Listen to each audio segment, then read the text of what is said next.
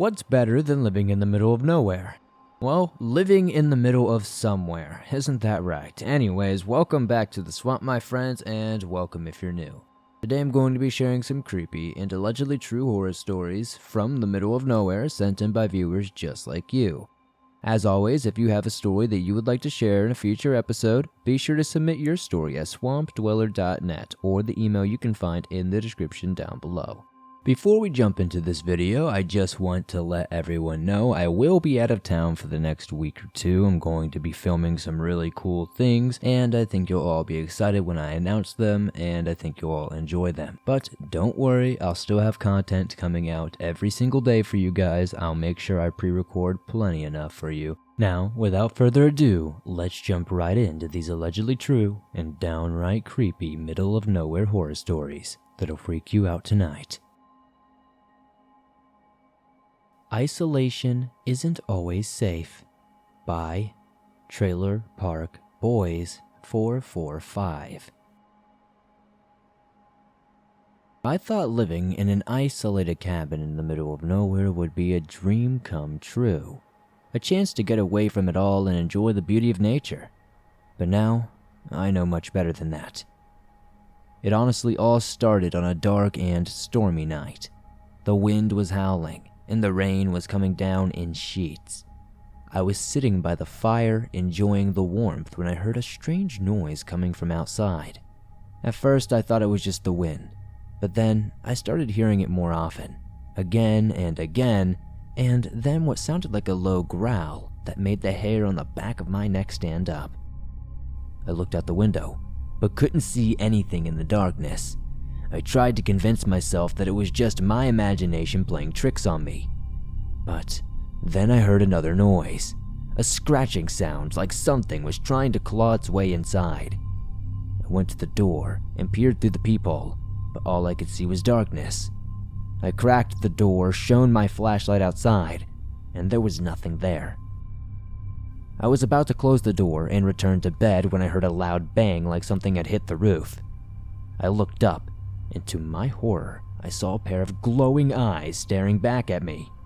I slammed the door shut and locked it, but I knew this wouldn't hold whatever was out there for very long. I could hear it scratching and clawing at the door, trying to get inside desperately. The sound was so loud and terrifying that I thought the door would break at any given second. I huddled by the fire, praying for whatever was outside. I just hoped it would disappear, but it didn't. Instead, it kept scratching and clawing, and I could hear its growls getting louder and more aggressive. It felt like hours had passed, but the creature outside never gave up.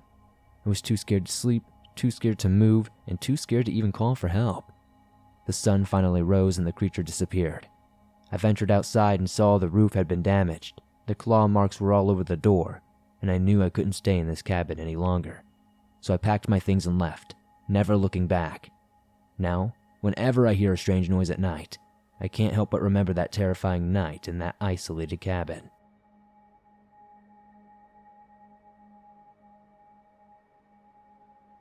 A Highway of Nightmares by AyeJay. I was driving down an empty stretch of road in the middle of nowhere. The sun had set hours ago and the darkness was all-encompassing. The only light came from the headlights of my car, illuminating the road ahead. I had been driving for hours, and the scenery had not changed very much at all. It was desolate and barren with no signs of life for miles around. For some reason, though, I couldn't shake this sense of unease, as if I was not alone on this road. Suddenly, I saw something moving in the distance. I woke up instantly and my heart began to race. It was like a natural energy endorphin. It looked like it was a figure walking towards me in the middle of the road. As I got closer, I could see that it was a man dressed in tattered clothing with a wild look in his eyes. I tried to swerve around him, but he jumped in front of my car, causing me to slam on my brakes. He stood there, staring at me through the windshield, and I could see that his eyes were bloodshot and his face was twisted into a grotesque smile. I tried to back up, but my car was stuck. I was trapped, alone with this deranged man in the middle of nowhere.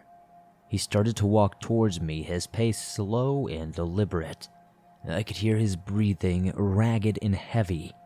I locked the doors and rolled up the windows, but I knew it was useless. He was getting closer, and I could see him now. His skin was mottled and gray, his hair unkempt and greasy. Suddenly, he lunged at my car, pounding his fist on the windows and screaming. I could hear his nails scratching against the glass, and I knew he wanted to break in. I tried to start the car, but it just wouldn't budge. I was trapped with this madman closing in on me. I could feel my heart pounding in my chest, my breaths coming in short gasps. Then, just when I thought it was all over, the man, for whatever reason, stopped. He looked at me with these bloodshot eyes, then turned and walked away, disappearing into the darkness. Then, only did I notice then, there was another car coming down the road. I guess I was so focused on this man I didn't notice them. I got out of my car and I instantly flagged them down. They helped me get my car turned around and eventually I drove home. But I can't tell you how it felt in that moment to feel like you were helpless. And if this car just didn't happen to be driving down the road, I would have been dead. It's honestly good that it worked out this way. But I don't know if other people in the future would be so lucky.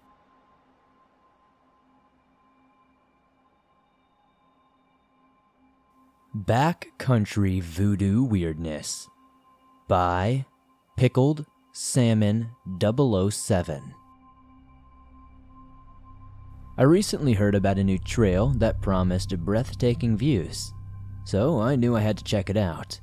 But little did I know, what I would find would leave me scarred for the rest of my life. I eagerly set out on a new hiking trail that promised amazing views and beautiful scenery, but what I found was beyond anything I could have imagined. The course began innocently enough, winding through the trees and up the mountainside. But as I hiked deeper into the forest, I noticed something strange. Tied to the trees along the trail were animal carcasses rotting in the sun. At first I thought it was just a few unlucky animals that had died in the wild, but then I saw more and more, all tied up with twine in the same fashion. The smell of death and decay in the air was overwhelming. It was thick and it was making me want to gag. The putrid smell is something that you can't explain unless you've been around a lot of dead animals. As I continued down the trail, the number of animal carcasses increased, and I couldn't shake the feeling that something was beginning to stalk me. Every rustle of the leaves made me jump, and I could feel my heart pounding in my ears. Suddenly, I stumbled upon a clearing, and in the center stood a massive tree covered in animal carcasses. The stench was almost unbearable, and the sight was beyond disturbing. The animals hung from the tree like grotesque ornaments, rotting and decaying in the sun. I realized then that I had stumbled upon some sort of sinister, ritualistic killing ground where someone or something was sacrificing animals to some unknown god or force. Fear instantly gripped me, and I tried to back away slowly, but I swear I could feel eyes on me from every direction watching my every move. The forest was eerily silent except for the thud of my heart in my ears. I knew I needed to leave the place immediately, but my legs felt like they were made of stone. I forced myself to turn around and run back down that trail, every step taking me further and further from that nightmare. When I finally returned to the trailhead, I collapsed on the ground, gasping for air. The image of those animal carcasses tied to the trees like some twisted offering would forever be seared into my mind. The thought that someone or something was out there, watching me, hunting me, still haunts me. I reported this all to the police, but I'm not sure whatever came of it. Weird Occurrence I Had by Cayman Duelist 01. I had a weird occurrence when I was a teenager, maybe about 15 or 16 years old. I don't remember the exact age. It was sometime in the mid-2000s. I spent almost all of my early to late teenage years in a small town called Cresco in Iowa. So let me set the scene of the story. I woke up early one Sunday morning while it was still dark out, about 5 in the morning, to prepare for my paper route job. I got all my stuff ready and into my courier bag to set out for my route, leaving my house to start my career. Once I left my house, I started walking down the sidewalk to the corner of the intersection to the cross street to get to the next road to head north. I have to pass a large, 3-story building that I believe used to be an old school at one point, that is now just used for storage for the fitness center that is right next door. I had a weird feeling that something was wrong, and I looked over the opening of the alleyway and saw the most bizarre and creepiest thing ever. Underneath the lamppost, illuminated by the light, was a puddle of darkness. I had no idea what it was. Ooze? I know it wasn't water. It moved and rippled like it, but it just wasn't. I stared at it for a few minutes and decided, nope, not today, and just sped walked the opposite way back to my job. I returned half an hour later while it was still dark out, and it was not there anymore. So what the heck was it? A figment of my imagination? A doorway to hell? Ooze from another world? I don't know. Cresco has had its strange and messed up stuff happen, and definitely has bouts of weirdness going on in that small town on a daily basis. I'm just looking to find answers about it. I once asked a self-proclaimed paranormal investigator about it, and they said it was probably a doorway or something to some sort of other dimension, or possibly just a creature.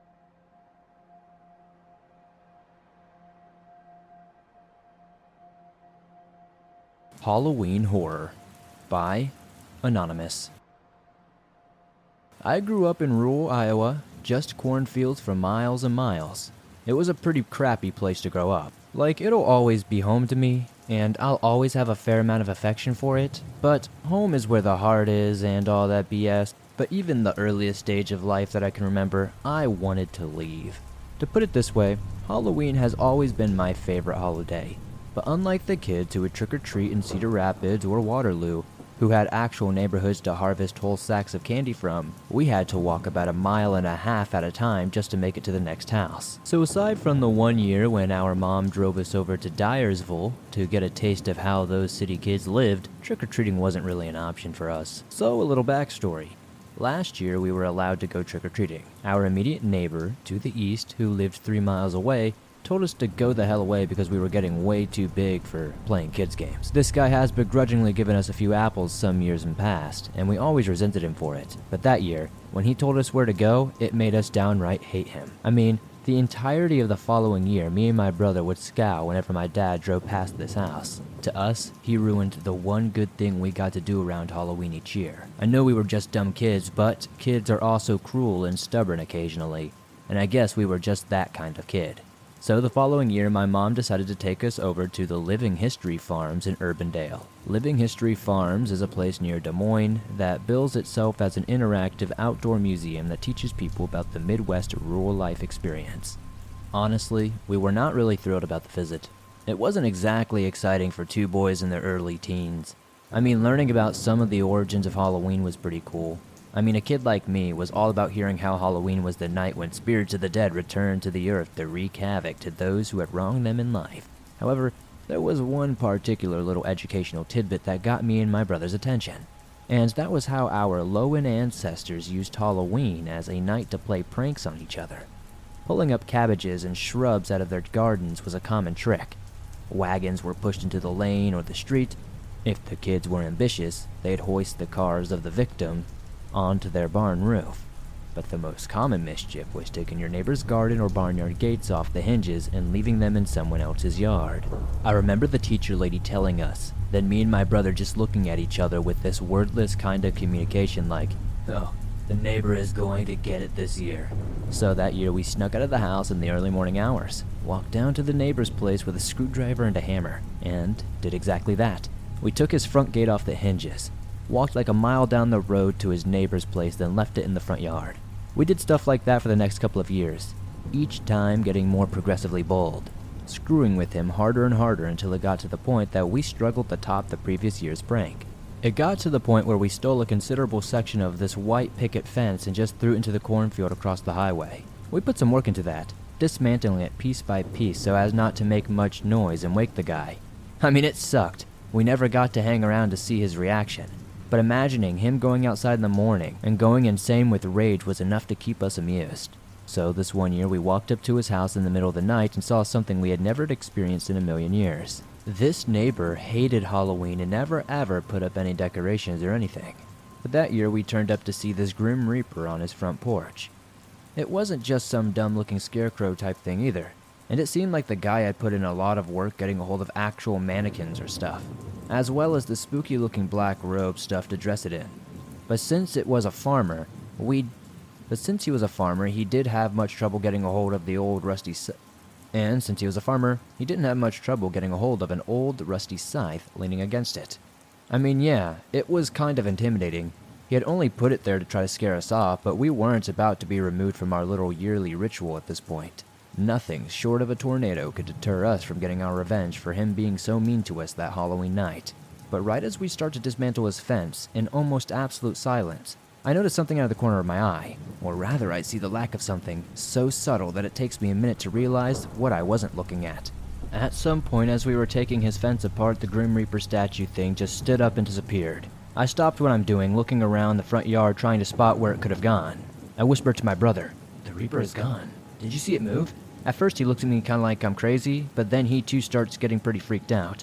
We're just crouched down, tools in hand, in dead silence of the night, realizing that we had been a little too overconfident in our yearly pranks. We didn't quite understand what was happening. That's when things went wrong for us. "Let's get out of here," my brother whispered, and we immediately got up and started jogging back towards the highway. Then out of nowhere, the Grim Reaper is standing in front of us, with that giant old rusty scythe in his hand, blocking our escape. It hadn't been a mannequin that was set up on the front porch. It was actually him. He dressed up like some dumb decoration and just stood there still as a statue, waiting for the pranksters to arrive. There was one drawn-out moment when we locked eyes with the guy, who had taken down the hood and black robes he was wearing. Then we just bolted. But since he was blocking the way and the road out front, we had to run back through his property, climbing over a fence and into a cornfield to get away from him. He was fast for an older guy too. Like maybe it was just all the anger from having been victimized year after year, but somehow he wasn't weighed down by the scythe. And those robes, for whatever reason, he opted to keep on, didn't slow him down at all. I was scared, sure, but I figured we'd be able to get away. But remember how I said we had to scale a fence to get away? Hopping down the other side didn't go well for me. I badly sprained my ankle when I landed. That was when I got terrified when I realized I couldn't get away from the guy. My brother kept running, and I wanted to shout after him to help me, but I knew that shout would give away my position to the guy. So I kept my mouth shut. So picture this scene. I'm hiding in the cornfield, so scared that I'm covering my mouth to keep from breathing too heavily, while the furious scythe-armed guy is stalking up and down the rows looking for me. Every so often I had to just limp to a hiding spot further down away from him, trying my best not to rustle any of the stalks so I wouldn't betray my hiding spot. It was the middle of the night, and maybe the guy's eyesight or hearing was failing him, but I managed not to get myself caught. I kept stumbling further and further away until he gave up and headed back to his house.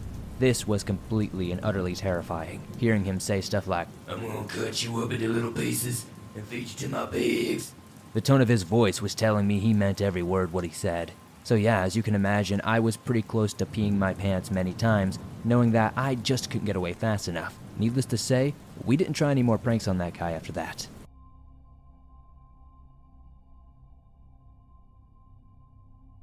Hometown Sinister Secret by GoldStarTank. I grew up in a small town in east central Iowa. At first glance, there isn't much to see. It has only one stoplight on its main road. The downtown area is along the main street and is lined with old buildings from the 1940s. It has a Carnegie Library on the south side of town, and to the west you'll find the fairgrounds and the dirt track. As for the things it is known for, the town doesn't have much.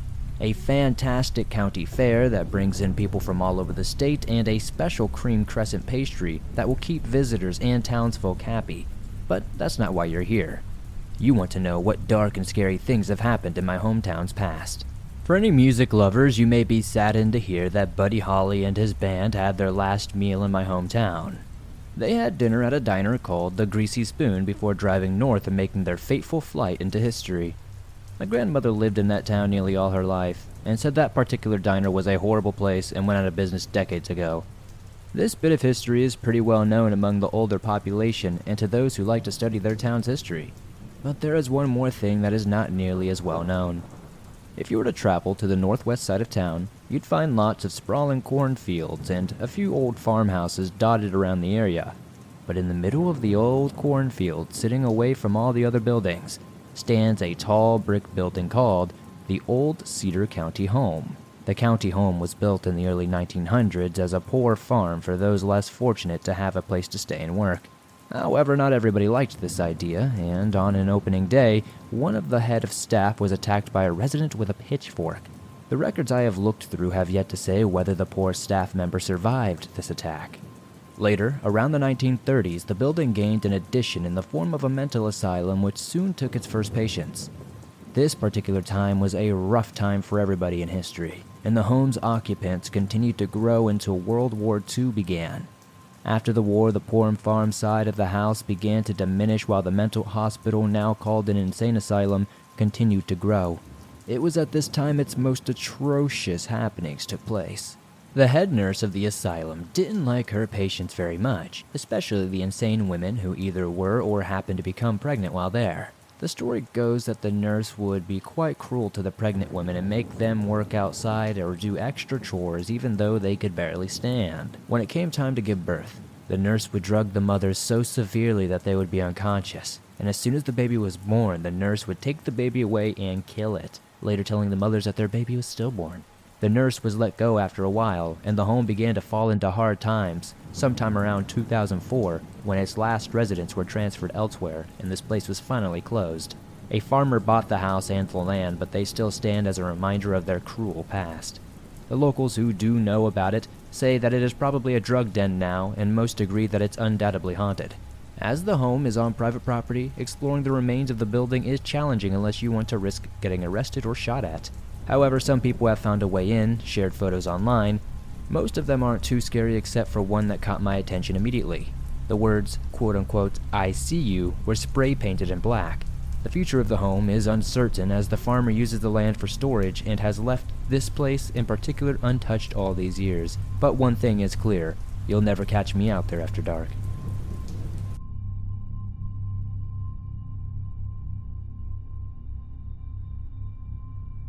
Small Town, Iowa, by AyeJay211. A little backstory before we begin. I'm 17 years old, I'm a male, and I live in Iowa, presently residing in a small town, so small that it has to be in parentheses on a map. My county consists of a tight cluster of small towns, each with a seemingly unique niche of people, but it's all just the same picture in a different frame. Alright, with that out of the way, let's get to it. I'll try to keep this brief, but there's a lot of ground to cover here. Alright. A buddy of mine, we will call him Dumbo, wound up with his first girlfriend in one of these small towns, then later broke it off and moved to where he currently lives in 7th grade. The two towns are about an hour's drive apart, so fast forward a couple of years to our junior year in high school. At this point, Dumbo and I are 16, and he's shifted through a couple of girls but won't stop talking about his first girlfriend, back in 6th grade.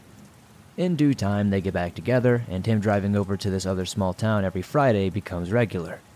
He stays a little later every time, and eventually starts spending the night there. On Thursday evening, we learn we won't be having school the following Friday. Dumbo and I stay up too late screwing around on video games, and he heads out at about 2 a.m. He shoots me a text shortly after saying one of his girlfriend's friends needs a date. As a complete geek, I snap at the opportunity, and we head to this small town the following morning. Long story short, it was the most disastrous 6 hours I had had in a long time. I'll spare a lot of the details, so fast forward a few months. Dumbo has since broken up with his girlfriend for unexpected reasons. Apparently, she was biting him frequently, always drawing blood.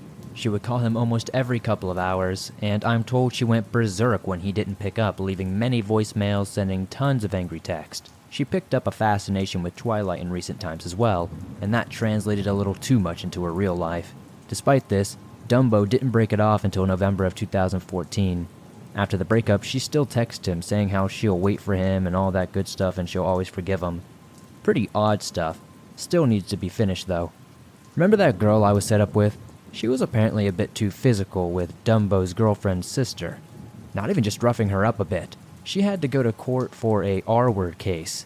Dumbo still gets texts from this chick, and I'm told the girl I was set up with quote-unquote misses me, which gives me shivers.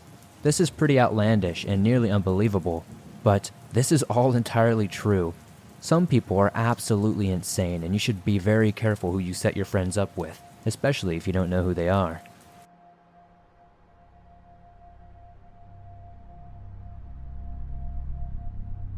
Always carry a weapon. By Anonymous. I like to run outside, and I usually have a knife with me just in case. I started doing that after they found Molly's body in Iowa, the runner who was murdered a couple of years ago. Living in the state, it really put me on edge. Well, one day I was in a bad mood, so I went for a walk and didn't think to bring my knife with me. Of course, this was the one time someone tried to bother me. So the setting is a sidewalk between an open field and some apartment buildings. I was walking with my earbuds in, listening to music, and I took a left. I walked a little way down the path and then decided to turn around and go back. When I turned, I saw a man walking towards me. Not that unusual, I guess. I do live in a rather decent-sized town in Iowa, but being on a sidewalk and all, I thought, okay, whatever, pedestrian. I prepared myself for that awkward smile, say hi, and walk by. But as I tried to get around him, I noticed he was trying to talk to me and getting in my way of going around him. I glanced and then tried to ignore him, but he walked back to catch up with me. Annoyed, I removed one earbud and he was rambling about how he wanted to know where I lived, what my name was, and other stuff. I just pointed in a random direction away from my apartment and lied about my name while picking up my pace.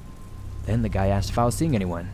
I said yes, I'm married, and then he started carrying on about how he was sorry and how he didn't want to get in the middle of anything. Sure, because I would leave my husband for some random weirdo on the street. Suddenly, a girl from the apartment building across the street shouted at me and waved her arms, so I ran towards her. The guy hopped in his car, turned around, I assumed he was driving by, and pulled over to follow me, and took off. She asked if he was bothering me, and I said yes and thanked her. I don't know what would have happened if he tried to go beyond this level of creepiness, but I'm a lot more cautious now, and I never forget my knife.